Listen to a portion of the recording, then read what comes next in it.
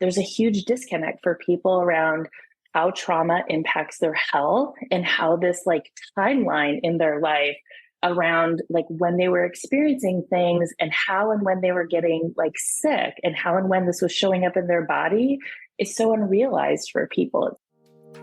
Stress is the inflammation that robs us of life, energy, and happiness. Our typical solutions for gut health and hormone balance have let a lot of us down. We're over-medicated and underserved. At The Less Stressed Life, we're a community of health-savvy women exploring solutions outside of our traditional Western medicine toolbox and training to raise the bar and change our stories. Each week, our hope is that you leave our sessions inspired to learn, grow, and share these stories to raise the bar in your life and home.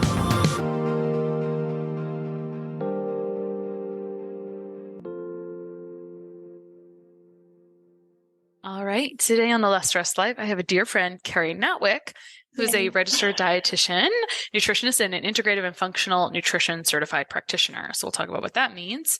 She serves individuals who struggle with chronic digestive complaints like bloating, constipation, diarrhea, gas reflux, and abdominal pain.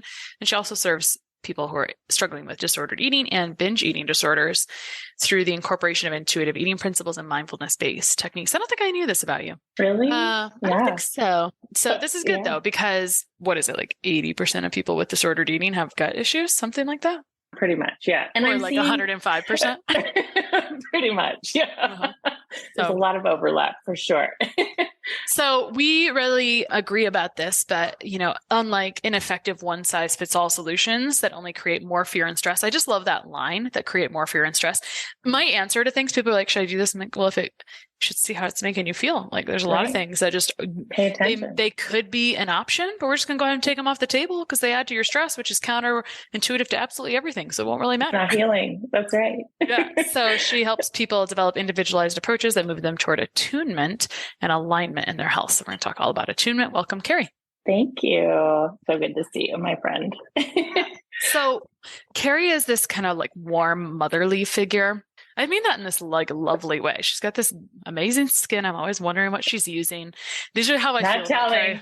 This is how I feel about Kari when I'm in the room with her. But one thing I was kind of impressed by when I first met Kari was she has done like all this like wild training in different integrative health realms that I respect. A lot of times people are doing like they're gathering, I don't know how you feel about this, but they may be gathering trainings, but not using them. And I feel like you kind of more methodically picked this stuff it's really lended to how you're practicing now. So I want to get into a little bit about that. So my questions are kind of two-part here on this. You love this gut-brain connection.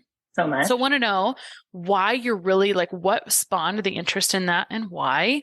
And then if you want to then segue, you can do this. I just want to hear more about how that maybe even informed, or I don't know what came first, the chicken or the egg, like was gut-brain connection of interest first, or was that some of the reasons you pursued some of those trainings and certifications? And I just want to hear about some of like the life change and practice change that happened as you added different tools to your tool belt. So talk to us about this gut-brain connection and like why you care about it so much. Well, I've been a dietitian a very long time.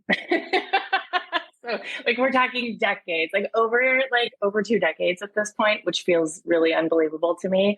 And I've done a lot of different things in my career, starting like working in pediatrics to working in perinatal health. I've worked a lot in Indian health services, including working, I worked for over a decade in Alaska. And I think like a lot of where the gut brain connection, kind of emerged for me is in working with people who have like been living in trauma. And like coupled with that is like how trauma impacts the body and how it shows up in chronic disease states. And this could be everything like working, especially in Alaska Native communities, like thinking about the impact of historical trauma on chronic disease. Sometimes that's gut related, but it's also related to everything from diabetes to cardiovascular disease to depression. And, working in Alaska, also, I came into contact with a lot of traditional healers, like a lot of like shaman-like healers, a lot of kind of, I don't know, like into what we would call in our space, like integrative healing modalities. But these were really just like historical, healing modalities that have been used by tribes and passed down from generation to generation.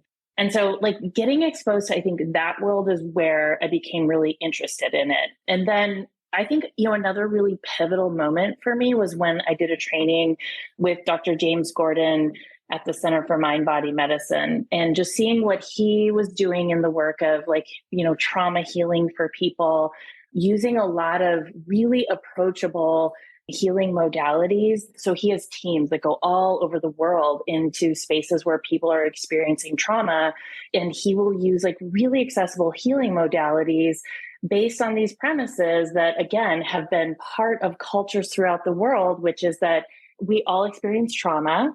We all experience, like in the United States, especially, we all live under chronic stress. The impact that this has on our bodies, most of it for so many people is kind of unrealized.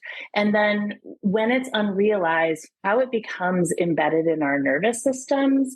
And then like how we do not pay attention to that. And we do not use like some of these ancient wisdoms around how we discharge stress from our nervous systems and our bodies, and how when we don't do that, it starts to show up in our physiology. It shows up in our gut brain connection. There's all kinds of, changes that occur in the microbiome that start to impact everything from what's happening neurologically, what's happening with brain function, what's happening with mood and emotions. And so this like idea of kind of integrating all of that into healing, and first taking this idea of like this somatic experiencing idea where we first use attunement or interoception to first like slow down and like actually kind of realize like where we're feeling things, where we're experiencing things, how chronic stress is showing up in our body, so that we can implement some of these really simple techniques that shift from a sympathetic nervous state into a parasympathetic nervous state. And so I've had a lot of exposure like through teachers. And when I'm working with people, like most of the women that I work with and many of the men that I work with, especially in the gut health space, but you're right, 100% in the eating disorder space. And I don't work with as many eating disorder clients anymore. I'm really selective about who those people are. I mostly work with, GI related disorders, but most of them have a lot of unrealized trauma, whether it's small t, big T, chronic or acute. And it's like, there's a huge disconnect for people around how trauma impacts their health and how this like timeline in their life around like when they were experiencing things and how and when they were getting like sick and how and when this was showing up in their body is so unrealized for people, it seems like. It's funny that you're using the word unrealized stress, because that's been like my favorite newish term to use. And I haven't really heard anyone else use it, because this is actually for the longest time has been a greatest struggle with clients, because how do you help people realize unrealized stress? Like, how do you make that tangible? Yeah. Well, it starts with doing the hardest thing, which is slowing down. And slowing down it can look like a lot of different things, right? And so one of the things that when somebody first starts working with me, we talk about the concept of allostatic load, right? And which it refers to all of the various stressors that are in our lives that are showing up in different ways in our body. It can be everything from like you wake up in the morning and the first thing you're thinking about is your to-do list in a day. That your body is keeping the score around that, right? And then the second, like it can be other things, like you have a stressful job, you have a stressed relationship, you have financial stressors. And, so slowing down first and just inventorying what is contributing to allostatic load. And then, coupled with that is a lot of the work that we do around, functional testing, where we'll look at what's happening with nutrient deficiencies, what's happening with infections, stealth infections, what's happening with dysbiosis, inflammation, right?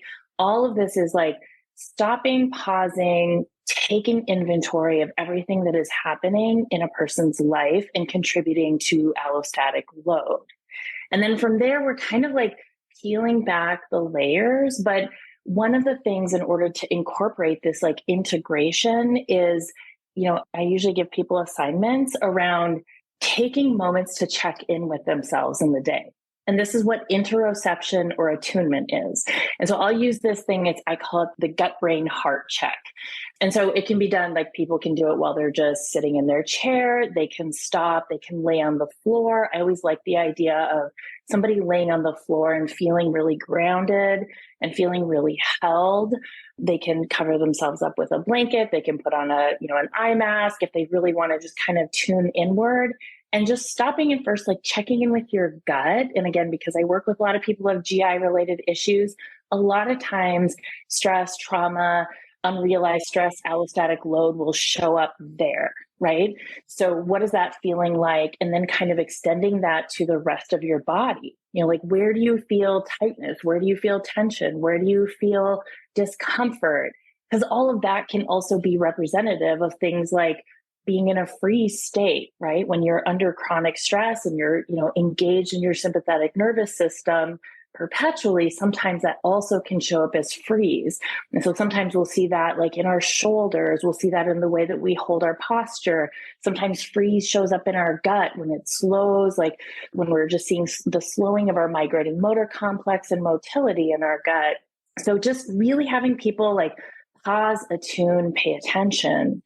And then second is like, and I think this is kind of where so many women especially kind of move into override, is just stopping and moving into your heart and your emotions and really letting yourself, like giving yourself permission to compassionately observe what you're feeling, non-judgmentally. Like, what are you feeling in your body? What are you feeling in your emotions? What are you feeling in your heart? And then the hardest part is really like letting your body feel those feelings and maybe even expressing them. And I think like so many people have told me when they have done this exercise is they have so much unrealized anger and so much unrealized sadness from, like loneliness and disconnection in their life from, whatever it is, like feeling like the betrayal even of their body. And so like allowing yourself to really feel it and express it. And sometimes like this process can even get really vocal. Like sometimes people will find themselves like yelling and screaming and just really emoting during the process, which is exactly what needs to be happening in order to move these energies, like move the stuck energy in your nervous system in your body. It's a form of discharging it. And then, the last part of this attunement process is just paying attention to what's happening in your mind. What are the thoughts that you're thinking? What are you noticing yourself ruminating on? Is there something that you can, for a lot of people, it can be things like just beliefs about their body not believing that, it like feeling like their body is betraying them, not feeling like their body is capable of healing, feeling like there's always something wrong, and then like, again, like perpetuating this whole cycle of like, this gut brain connection where negative thoughts, stress, negative emotions become like move downward, change the microbiome, which creates more dysbiosis and also microbes that then start re-signaling back to the brain that there's something wrong. And it really like creates this entrenchment in thought patterns. And really like in order to change all of this, the place where it starts is just first like doing something as simple as stopping and moving inward and checking in with yourself and just seeing what you notice. There's a lot here that I have like 1,000 questions about. So first of all, I want to stay kind of present in the topics you just shared, which was slowing down, stopping and moving into heart space and emotions and giving yourself compassion, and then paying attention to the repeat of what's on your mind, like what's on record is stuck in your brain. So can we say that the word attunement is essentially tuning inside? Absolutely. Okay. So you're giving people attunement exercises to the opportunity. We're very stimulated by the outside world, right? We're very stimulated. So you're asking people to change their attention from outside to inside, right? Yeah. Right. I'm simply kind of underlining this because I feel like people who need this, we struggle with it, right? We all do. These are things. So someone might say, well, that's nice. But how do I stop and move into my heart space and my emotions? And then maybe on that note, walk us through more of this lying down exercise Like walk us through that a little bit more so we can understand that. I want to hear about it from a perspective of how you might assign this task, what happens when people go do it, and what do they report back? Maybe that'd be kind of fun. Yeah, I think it's important to realize that these interventions do not have to be complicated.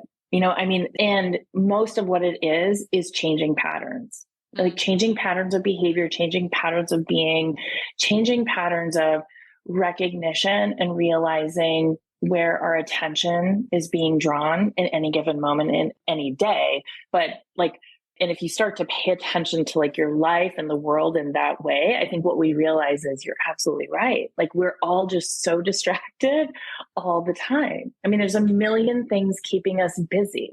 I don't think people even really know how to be bored anymore. I don't think kids really know how to be bored anymore. Just as an example of just how overstimulated we are all the time.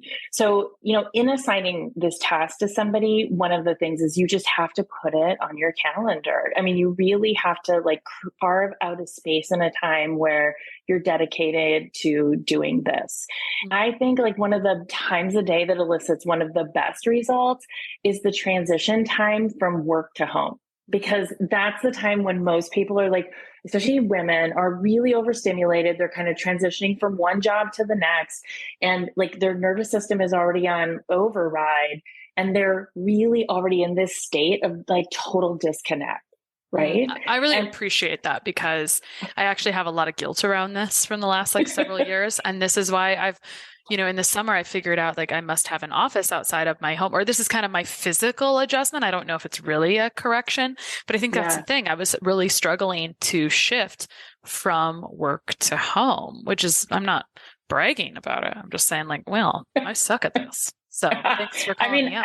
I think we all do. I know it's summertime when my family is home and I'm here and working from home. It's I notice this showing up in my nervous system in a much bigger way, as opposed to I have the house to myself. There's nobody asking me for things. There's nobody interrupting me.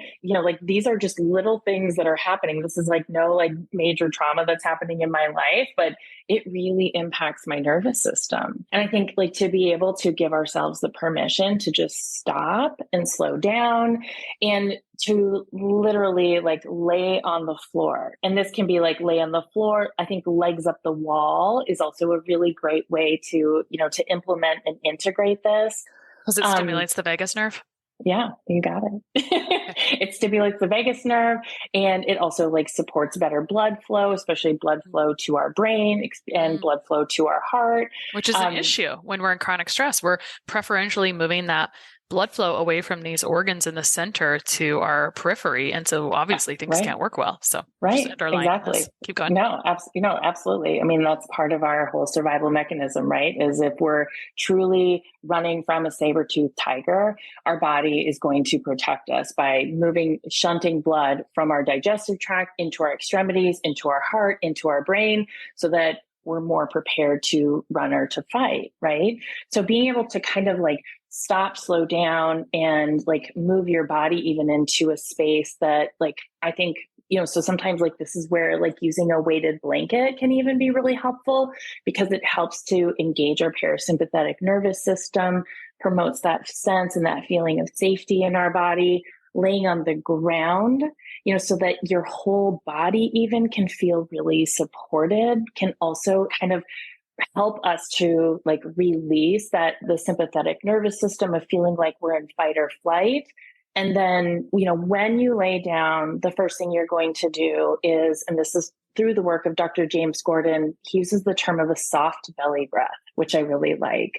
So it's, so the first thing you do when you lay down is you might put your hands on your tummy and you just think of you just feel that ebb and the flow, the rise and the fall and the softness of your belly, and just starting to tune into your breath and to start elongate your breath, and maybe even to hold your breath and to pause your breath at the top and pause at the bottom using, the 4 square breathing. That's an automatic engagement with the parasympathetic nervous system, and arguably the fastest portal into the parasympathetic nervous system. So you're promoting safety, you're promoting calm, you're engaging your parasympathetic nervous system. And, sometimes, like, especially in patients that I've worked with who have, and like the kind of the profile would be somebody with chronic constipation, maybe a history of like big T trauma, where their body is truly in a state of freeze. Like that gut brain heart check might stop at soft belly breathing because there's so much disconnect happening that like just stopping and like feeling their breath is like a flow to their body and to their nervous system that they may not have had for years, and so for some people, it's like just starting really slowly and starting in a way that feels safe and that feels right is like, that may be all somebody has capacity for. And then, somebody who maybe has a little more capacity, who can really like move through, what their body is feeling. And they may even like, start in their gut, but they may start in their toes and just kind of move up like from their toes to your ankles and just kind of slowly move from, bottom to top in your body. And just again, like, through a place and through a lens of compassion, just seeing what you're noticing and just tuning into it. And there's no judgment around it. Like the most important thing is that whatever is coming up for you in the body scan is something that it is like, it is there, and the unrealized portion of that and the kind of override or the disconnect or the ignoring is part of what keeps it there. So this, like kind of saying hello to these things, so to speak, or just, having this like acknowledgement or this recognition is like the first step to then you being able to discharge it. So that's kind of like how I work through the process with people. And then, feeling into their heart, a lot of times journaling is something, and feeling into your heart. I know that's like a very flowery maybe term, so I think, again, with this whole gut brain connection, with our whole integration of our mind, our body, our emotions, our spirit, one of the things that like will show up is we'll often feel things like right in our chest. And you hear people talking about this all the time, right? So with that is, being able to feel it. It's usually something that needs to be released. And so, when you feel it, it's just a sitting there with the feeling, whether it's a tightness, whether it's an ache. And if you sit there long enough with the breathing process, what often will happen or what people will report to me is that they'll usually eventually cry. And that is one of like, that again is an example of how we discharge stress. Is, we have to, either through crying, sometimes it's through moving, sometimes it's through dancing, sometimes it's through screaming and yelling. But, that's like, there's different ways that our body can discharge stress, and crying is probably one of the greatest. And I can't even tell you the number of women that I meet who really don't allow themselves to cry, or the minute they feel it, they stop it. So I want to walk through this. This woman, she lays down on the floor. Maybe she's got a blanket. She's kind of doing a body scan, which is like, there's different ways to do this, but maybe you talked about starting just in the belly and like feeling your belly and putting your hands on that. Maybe that's all you do.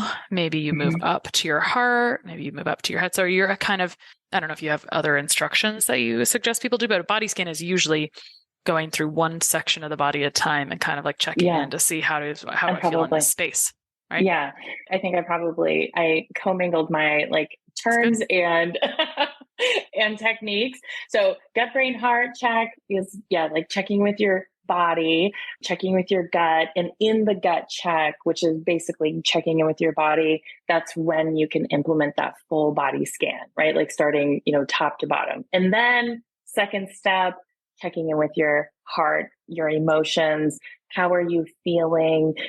Are you overriding things like sadness, anger, loneliness? What's showing up for you there? And then the last is just watching your mind. Like, what are you thinking about? What are you ruminating on? Where are your thoughts in the day? Yeah. And, these are all things that, again, it can be quick. It can be like a 60-second body scan. Maybe that's all you need to do. And sometimes it feels better, or you have more time to be able to implement it longer. And so maybe it ends up being like a 30-minute body scan where you do more breath work with the soft belly breathing. I think this is where I don't really set those types of parameters on it for people. It's like, it's really, time allotted, and then, what feels best for them in that moment. I know before we jumped on here, we were brainstorming things we would want to talk about today. Mm-hmm. You mentioned people noticing pain in certain areas during this. So tell me about how this gets reported back to you as a clinician, and what are some of the things that people tell you that it brings up for them? So oftentimes it gets reported back in the check-in that I do in one-on-one sessions with my patients. When people bring things like this up, obviously I'm a dietitian and I'm not a therapist. And I always tell people that. And I think the biggest thing with this whole technique is that, whatever people are experiencing in that moment, again, is that they're moving into a space of really caring for themselves and giving themselves that permission, to do what their body needs. And so with that, I think, there's a lot of things that people end up discovering. So I'll just give you some examples. So one of the patients that I talked to last week in this process, and this is really consistent for so many women, is that they discover that one of the greatest needs that they have is to slow down and is to they need to spend more time in pause. They need to spend more time in rest. They need to spend less time in the doing of everything in their household of day-to-day life. And when they give themselves permission to do that, and they move into kind of they start and usually it's kind of a slow, I guess, unraveling or peeling back of the layers of how they implement that. It can be everything from I had one person, I guess this is a bigger example, but people will sometimes make career changes. Sometimes people will hire for help, whether it's help with, their lawn, whether it's help with cleaning their house, whether it's help with, whatever it might be. There's a lot of things that people will discover, and they give themselves the permission to do it. Mm-hmm. And they start moving into supporting themselves in the way that they need to in their life. And a lot of it is women really getting time back, and women starting to prioritize themselves through this process. Interesting. Okay, so we talked a little bit about body attunement, or tuning in, and some practical ways to do that. I actually wanted to ask you about, you said that, I don't know who Dr. James Gordon is, but you said that he was really instrumental or in showing you that this stuff can be really simple. Do you want to give any other examples of things he was doing when he was going out and helping big groups of people? What were some of the other modalities that he was potentially maybe using? So one of the other modalities that he used that sounded really crazy to me at the beginning is this thing called shaking, body shaking, moving and shaking. And he gave the example of, in nature, when, I don't know, let's say a cheetah is chasing a gazelle, right? That if the gazelle gets away from the cheetah, the first thing that you'll see the cheetah do is the gazelle do, it'll stop and it'll shake. And then it goes and starts eating grass again. And so this I love picturing this, by the way. I know, me too. It's such a powerful example of how in our primal bodies, we already know how to discharge stress, right? And animals do this in the animal kingdom, and you don't see any traumatized animals, the ones that can get rid of the adrenaline, the cortisol surge. So they get rid of stress that way.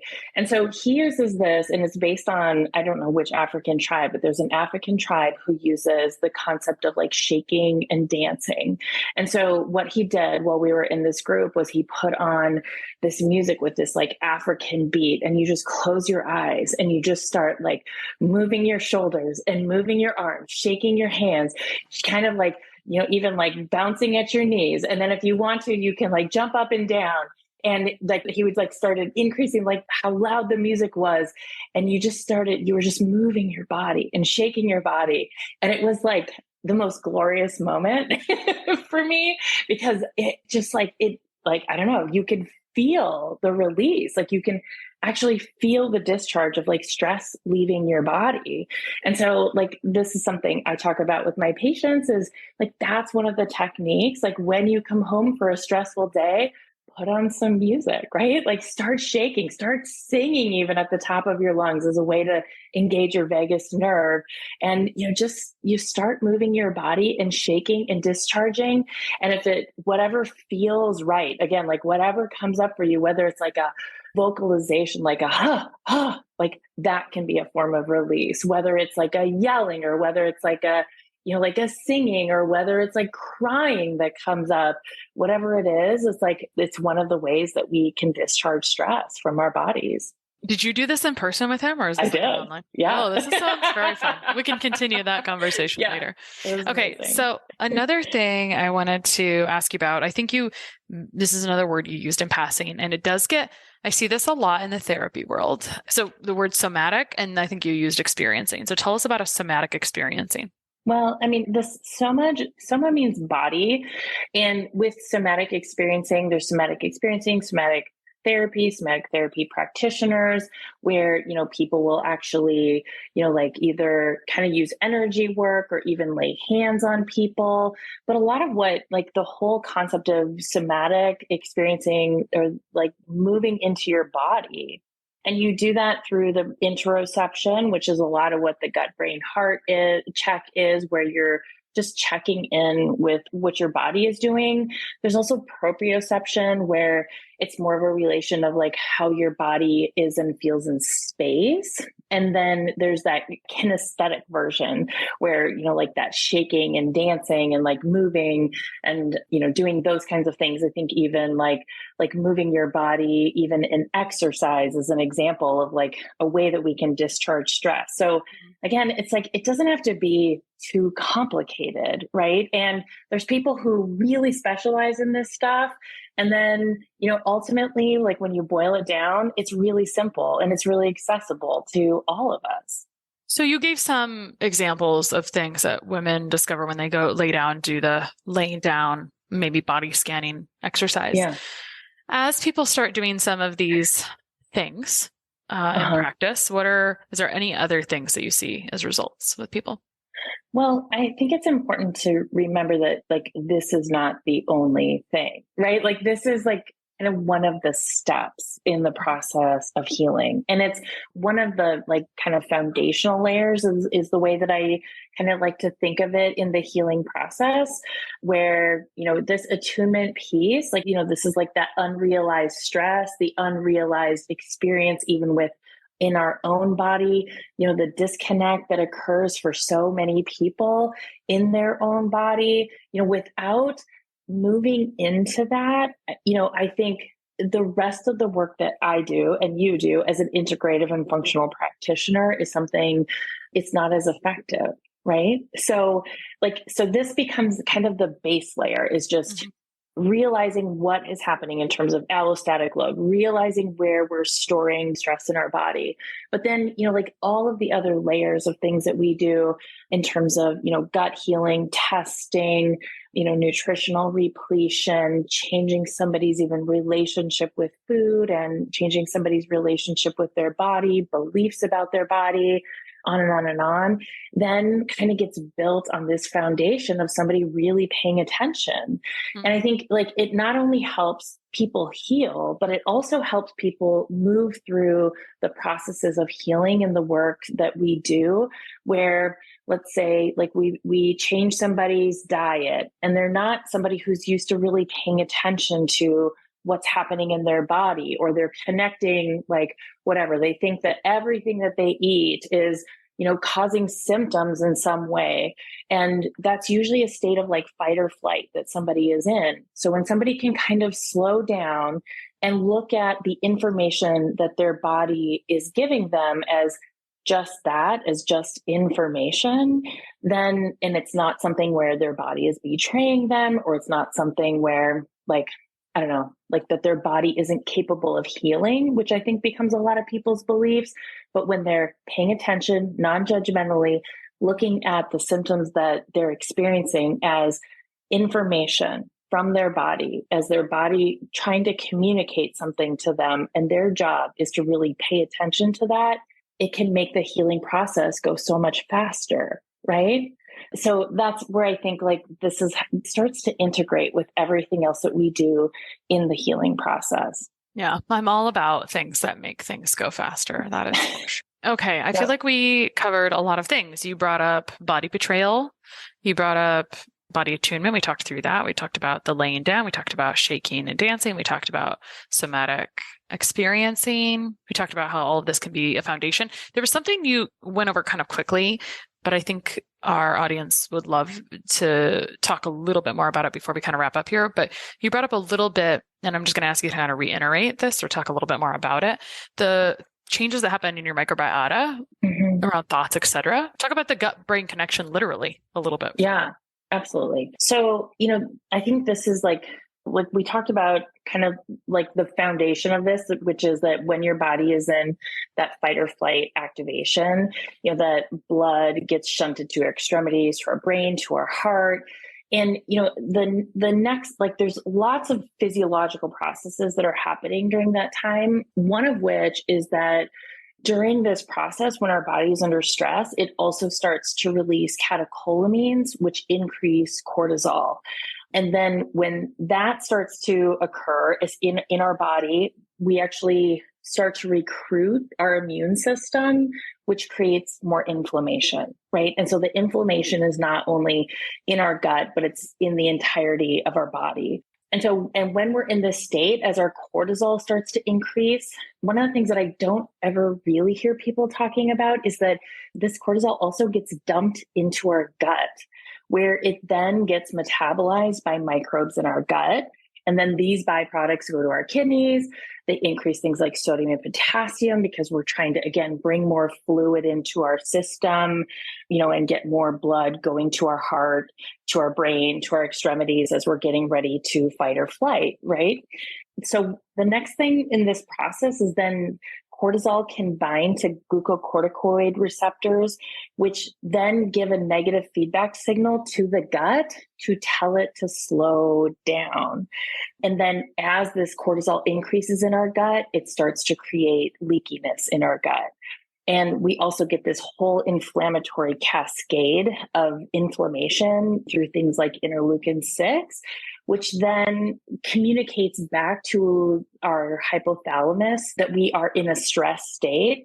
And it keeps this whole stress response, kind of moving round and round between our gut and our brain. So cortisol, when we have excess cortisol, kind of the easiest way to summarize this is that cortisol starts to create changes in our gut where those microbes that are in our gut now start signaling stress to our brain. And our brain then just keeps this whole stress response like moving round and round and round in our body.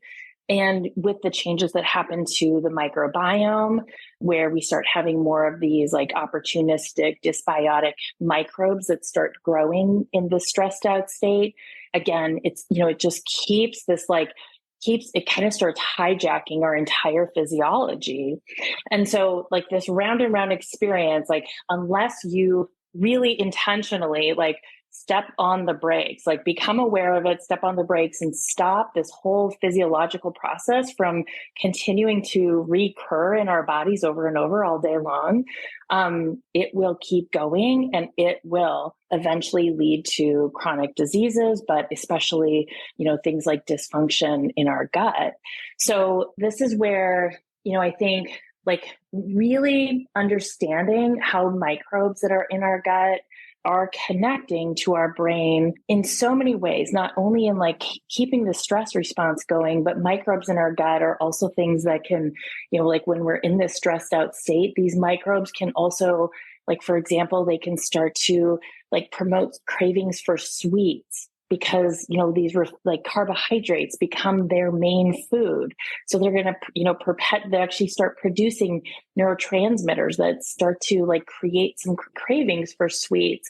So there's this whole hijacking of the system and these microbes taking over to really almost hijack your whole body to perpetuate their survival. So again, interrupting that process, interrupting and really, actively engaging your parasympathetic nervous system in conjunction with all the things that you may have to do, like identifying that the microbes are there, getting rid of them, using, things like psychobiotics to like re-inoculate your gut with beneficial bacteria, using things like diet, obviously.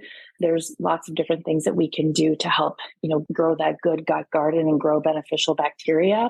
So anyway, that's kind of this strategy that we use around like supporting that good gut-brain axis. Mm-hmm. It sounds like a symphony when you describe it. Should you like warm? I forgot all the reasons that I like Kari. So Kari and I first met, we were like, "Ooh, we like each other." It's because away. It's because even though she's far, far away in Oregon, she's really from not very far from where I live, and so there's just a lot of we just have these funny common denominators. Like I also worked in Indian health for like almost a decade. So did you? Oh my gosh, I didn't know that. Mm-hmm. Yeah, I'm a farm girl from Minnesota, so yeah, it's good stuff. I know. I like it. Yeah, we're running the same for sure. Yeah. Well, we covered a lot and I loved it and it was fun. Yeah, and I can't wait to share this with people. Kari, where can people find you online?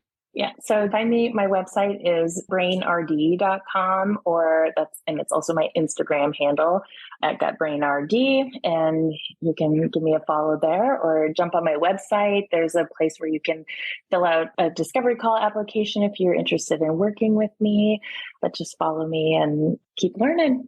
Yeah. Awesome. Thank you so much for coming on today. Thank you. I look forward to the next one. Food sensitivities, low energy, and skin issues can all be caused by inflammation. The root cause of inflammation is immune system imbalance. So how do you bring the immune system into balance to correct inflammatory symptoms like food sensitivities, low energy, skin issues, and a cascade of other things no one seems to have the answer to, like being sick more often than you should be, having consistently low vitamin D, B12, iron, salt and or sugar cravings, puffiness in your face or extremities, needing a daily antihistamine, losing hair but your labs are normal? The answer to these things is immune resilience, and that's the overarching goal I have when working with one-on-one clients. So how could I help? Well, I found that you want the answer to everything, so I try to be as comprehensive as possible to be a one-stop shop. Now, that doesn't mean I'm going to focus on weight loss because I'm not, but I will focus on the subclinical things that are often preventing weight loss or causing resistance, just for example. But big picture, I love helping people with these nitty-gritty weird symptoms that are falling through the cracks everywhere else under that inflammatory umbrella. I want to help you with as much as possible in the time we have together.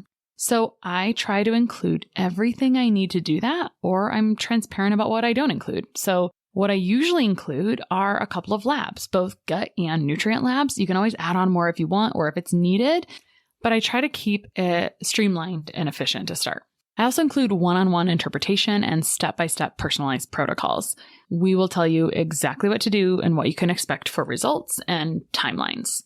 And support between appointments, I have weekly office hours, messaging, and training so you can understand the basics and ask advanced questions in our face-to-face time.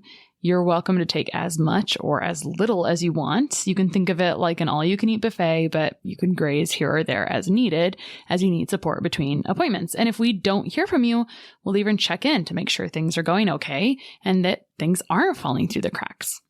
If you're a past client and if you're needed anything, you're welcome to book a call too if it's been more than a year since I've seen you.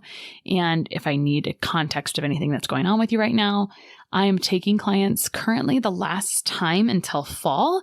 So right now I'm accepting calls. We'll ship out our testing or your testing in May and really get started in June. So if you want to maximize this season and bring your body into balance, you can go to kristabigler.com or check the show notes and click on that program page to apply and book an intro call.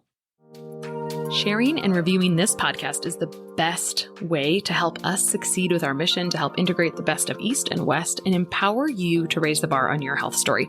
Just go to reviewthispodcast.com/less stressed life. That's reviewthispodcast.com/less stressed life. And you'll be taken directly to a page where you can insert your review and hit post.